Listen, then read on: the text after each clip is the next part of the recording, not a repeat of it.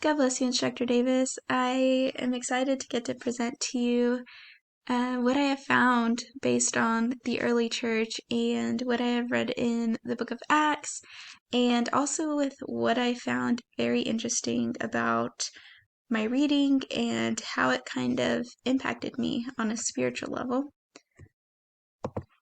So the first thing I chose was Jerusalem. My city was Jerusalem, and I really thought about this, and it was kind of between Antioch and Jerusalem. However, I thought that Jerusalem would have been a better option because Jerusalem is more well known among Christians, and I really find Jerusalem to be the Holy Land as we all know it, and I just thought it'd be interesting to learn a little bit more.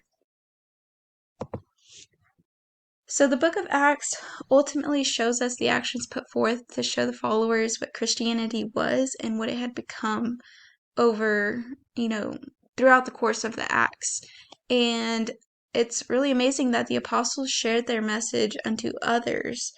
And just with their faith and sharing their message, it really caused a lot of people to be more intrigued by the Christian faith and to really know that whatever was being preached by them was true. And the area of Jerusalem altogether during the book of Acts was a place that many people had traveled through. They had stayed there, they had heard the word of God being preached there, and many things were going on in this geographical location during this time that the book of Acts took place. And not only is Jerusalem an important place for Christians because it's the primary place that Jesus preached to others, but it also signified the birth of faith because he is no longer here in the flesh, but he presents himself in the spirit, and due to its holy nature, it caused for Christians to feel a more intimate and connected relationship with Christ. And this is because we're able to spiritually feel his presence. And the best way I can explain it is if you go to the 9/11 memorial in New York, you necessarily don't see it, but you feel the intense emotions behind it because we know what happened in that time, during 9/11. So this is the best way I can explain it is you can go to the Holy Land and you can feel that spirit because of what has occurred there. So, of course, it's caused Christians to feel a more intimate and connected relationship, and the spread of Christianity has developed over the years, but primary connections occurred in Jerusalem due to Jesus' presence in the Holy Land. So Peter and Cornelius has to be my favorite. And I think that's because Peter and Cornelius both put forth a lot of faith in following what was being showed to them. For Cornelius, it was the angel telling him to send men to Joppa, and that's exactly what he did. And for Peter, it was the trance that he fell into, and he saw something that was like no other. He had never experienced that. He never saw it. He denied it. But at the end of the day, he still did what God had told him to do. And that was to, um, to, I'm sorry, I just blinked. But it was telling Peter to go with the men that were calling him. So the main issue lied in the simple fact that the circumcised believers who came with Peter didn't believe that the uncircumcised or the Gentiles could receive the gift of the Holy Spirit. However, when they heard Peter's message, they were in amazement that the Holy Spirit had entered them. And Peter commanded that they would be baptized, and they were baptized in the name of Jesus. And the issue was settled when the truth was revealed, and that was that even the uncircumcised could receive the gift of the Holy Spirit. And I think the main thing that was at stake here was the salvation of the Gentiles, because had Peter and Cornelius ignored God's commands, Peter would have never called upon the men and would have not preached to the Gentiles. He wouldn't have gone, and all of those Gentiles would have never received the gift of the Holy Spirit. Being uncircumcised, because God put Peter in that position to discover that, to reveal that, to even those who believed that there was no way they could be gifted with that. So I think it's pretty awesome that because Peter and Cornelius took this step of faith and followed God's command, that they were able to save many other people who would have probably never been given the opportunity to begin with. Now, Peter and the apostles, the main point of view from Peter and the apostles was that Peter was criticized for going to preach to the uncircumcised, and he was pretty much wronged for doing that, but more so because he preached to the Gentiles. And it's kind of like, why would you go do that? It's like teaching a baby a calculus lesson. It's like, why would you do that? They're not going to understand it. And this is the way they were talking down to Peter, like, why would you do that? Like, there's no point. And so Peter, of course, he explains to him his encounter and how he went to Joppa, and, you know, he realized that all can be forgiven and saved as long as they believe in the Lord Jesus.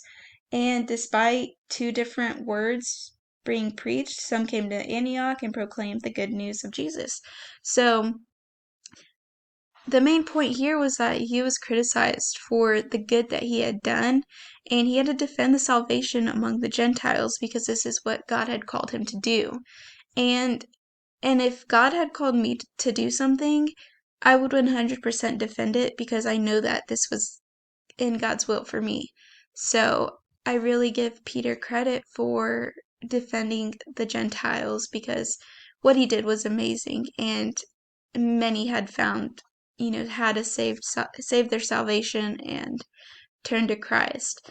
And had the men from Cyprus and Cyrene not traveled to Antioch, Barnabas would have not traveled to Antioch to see his people glorifying God, nor would the people be blessed with the Holy Spirit. So either way, Peter and the apostles worked together. They shared the word, they spread God's message, and people were saved. And that is ultimately the most important thing. Paul and Barnabas were both sent from the same ministry and worked together and essentially formed a great relationship together as they journeyed around and spreading God's word to the people. And their relationship was great overall, but when they kind of had a little disagreement, that was when they parted ways. So the main thing at stake was their relationship, and because their spiritual relationship together was so well rounded, that it almost kind of put a stagger in maybe their faith going forward.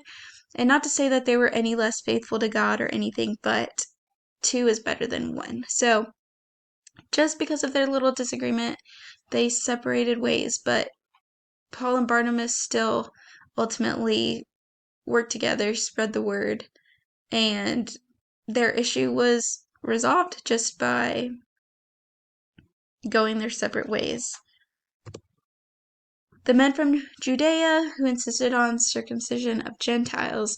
Now, the men of Judea were sure that only the circumcised would be allowed to experience the Holy Spirit and receive it, but when Paul finally made his way to Antioch, he was able to prove, when Peter was able to prove to all the Gentiles and circumcised people that, everybody could receive the gift. So he really settled that, and it all goes back to the main problem at stake.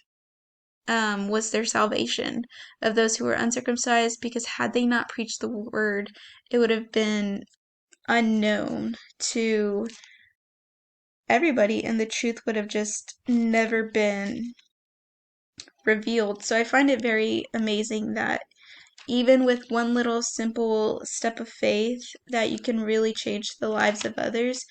And it's really touched me because as a Christian, sometimes we're embarrassed that we may be judged because of our faith or because of the way that we live, but we have to remember that it is our job to spread God's word and to teach others of what God has done for us, because that alone can bring somebody closer to God or make them feel that there is a higher power, being Jesus.